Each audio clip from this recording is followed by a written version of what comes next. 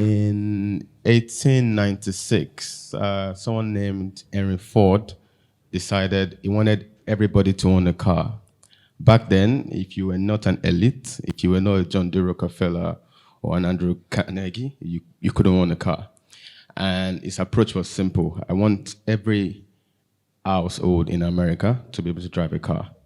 As simple as that idea is, and as commercially viable as we would have thought, what he has done was to ensure that everybody today can drive a car to this place. That singular approach is probably what birthed Uber. So imagine up until now, to get a car, you probably spend 200 million naira. Most of us will not come here with a car. In fact, there won't be an Uber to bring us here. But the idea of retailing that direction was what made Henry Ford what he was today, and what made us have our cars and our car keys in our pockets. In 1975, Bill Gates decided, you know what, I want to make computers personal. Those days, there was big mainframe systems in the offices of IBM and Xerox and the rest. But you see, that singular idea to make computer personal is what's able to allow us to have a phone in our hands and plenty more things. So imagine there was a computer. We probably would have had Instagram, no Snapchat, and name every other solution that you have. We probably would have had till now. And so 4 years ago, we decided there was this space that I wanted to play in, but it was a very, very tight space, in the sense that the kind of people that played in those spaces were people with big budgets. So the likes of Samsung and the rest. I'm sure you must have seen all these big billboards around in Lagos, and they've been springing up year and year. And so for a brand, if you didn't have maybe 5 upwards 10 million naira, you probably won't be on the big screen. So the same way it was in those days, where you had to have big budget to own a car, or you had to have a big space to have a big mainframe computer in your office, is almost typically the way it is now. And so what we said was, can we make out of home, so it's called out of home, not O. Can we make out of home very, very accessible to everybody? I mean, I want the girl on the street selling shoe as a side business to be able to run her ads on a big billboard. And I want everybody in this room, regardless of what you do, regardless of your budget, to be able to, place your ad on any screen of your choice. So what we decided to do was to identify the major barrier, and the major barrier was pricing. No SME would spend 10 million naira to place your ad on a big billboard. And we said, wait a minute, those screens, or the way those things work is, your ad shows once, and then it goes, and another ad comes, and it goes. And so we said, what if we could charge per exposure? So, what if someone can just pay for just showing once? Now, the way the system currently runs is, it doesn't even allow for those kind of placements. And so what we did was, 2 years ago, we built a technology called Candle that allowed us to really change the way out of home is done. And basically what we did is, we now run those exposures, those displays per exposure, so we can track every exposure. Now that meant that we can bill per exposure. And so currently what you have is, on some of the screens that we now have, you don't need to have 10 million naira. So there's a screen that we have in Lekki. It will cost you 10 million naira to be on the screen for a month. But now we've had SMEs pay just 5,000 naira to just show once. Some 2,000 naira, depending on where they're going, depending on the kind of screens that they want to do.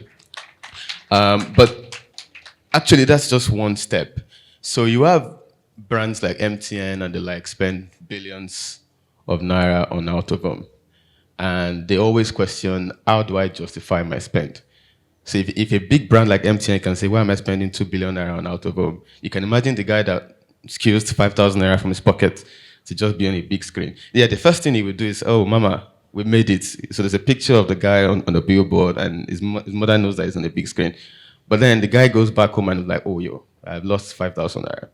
And so we said, what if we could have data to really justify that spend? So what if I could tell him 60,000 people saw your advert, and of the 60,000, maybe 25% of them were female and 75% were male. And of those people, XYZ visited your website. So there's justification to the spend that that guy is spending. So, I mean, it won't be an issue again for him to come back with 5,000 naira, because now we've justified how that 5,000 naira was spent. And so the most important part behind our technology is analytics. And typically what we do is track as many data points as we can have on the screen. And so we passed to the stage of giving data report for every campaign. So we've had brands like MTN come back to us to say, you know what, now we're running XYZ on out of home. And then we have data to justify why we're spending that amount of money on out of home than on experiential or on press or radio. So that's two things that we've done. Now the third thing is to now make it open to everybody. And so the technology is an open source system. So it means you don't need to call me or any of my colleagues to pay your 5,000 naira to get your ad on any screen. You just go to our platform and create your account, just like you would if you're running an Instagram ad. And then have access to any screen, well, any screen that runs our technology. And so that's the first level of the retailing that we've brought into the sector. But the future is, I mean, what we're looking at. So 2-3 years down the line, there's some form of partnership that we're running with Google. And so it will allow you go to Google or your display network and run a Google campaign online. And then you can extend it to out of home. So you can say, I want to reach people maybe on TEDxIkeja, or I want to reach people on Bella Niger. Plus, I want my ad to show in Lekki, and I want my ad to show in Ajiboye State. In 2 years' time, you should be able to do that, because we've started integration with Google. And so that's the possibility that we hope to get to. But the beauty of what we're doing is the potentials that can happen. So 100 years ago, I'm sure, and Henry Ford did not even think that there would be a platform like Uber. Or Bill Gates didn't know that by making computers personal, someone like Mark Zuckerberg would develop Facebook, and then we'll have Instagram, and then we'll have WhatsApp. So what we're doing is making that technology as open source as possible, to have as many tech people come into the space and develop as many things as they can. So that, I mean, one day, who knows, maybe some bit of product will come off from what we're currently doing. So yeah, that's the drive and innovation we're pushing to the out of home. And I think I'll be open to any other questions after this meeting. Thank you very much.